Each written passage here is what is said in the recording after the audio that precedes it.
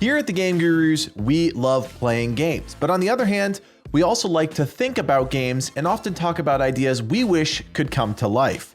If you're like us, then join me and the rest of the Game Gurus community at our Hytale Workshops, a new series where we discuss developing all sorts of different things. My name is Kodiak, and today we take a look back at the most recent workshop and our first project, Land vs. Sea.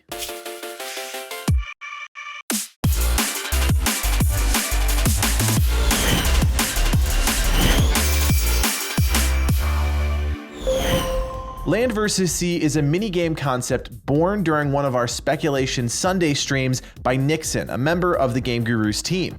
Since then, our community has brought it up time and time again, and finally, we just couldn't ignore it anymore. With the concept being so popular, we decided it was time to take it to the next step. Thus began the Hytale Workshop. Before we jump in, I just want to make sure we're all on the same page here. The Hytale Workshop is a place to come together to share ideas and to spark conversation. Things may change, they may develop, or they may get put on the back burner. The important thing is that we collaborate and share ideas in an inclusive environment where all viewpoints are accepted.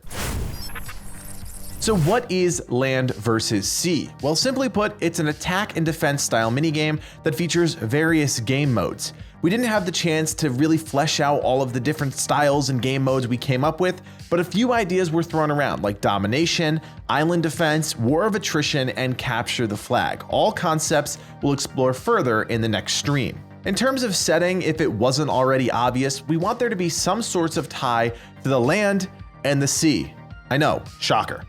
But throughout the course of the stream, we picked up on something. The fact that there was an underlying lore being developed without so much as a single mention of story or background. People in the chat would say something like, "That doesn't quite fit," or "I don't think that works in this world," and it kind of blew my mind. We were taking the game in a direction where the world was developing around us, and that's something we'll definitely explore in future streams. For now, we came up with a few ideas for each side in terms of bases or areas of operation. For the land team, we came up with a castle, a forest base, an Ewok-style village, and some sort of vertical outpost. And for the sea team, we came up with some less clever ideas, like a ship, or coming straight out of the ocean, or a submarine. Clearly, we still have a little bit of work to do there. What was obvious from the get-go was that classes were a must-have in this game. We stuck with the standard archetype of tank, DPS, healer, and support, but spent a lot of time trying to come up with unique names that would be the launching pad for one-of-a-kind classes. Each team has 20 unique classes, and yes, we know that's ridiculous and impossible to balance, but we're not at that point quite yet. That being said, take a listen to what we came up with.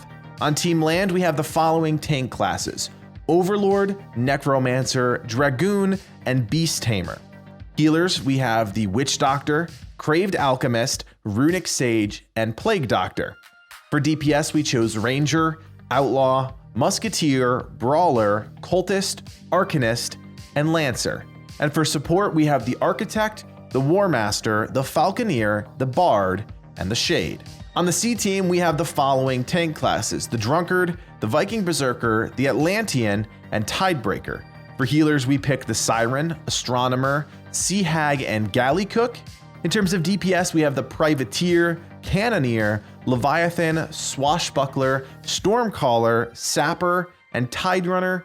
And for support, we have the Deckhand, Quartermaster, Coracle, Shantyman, and Stowaway.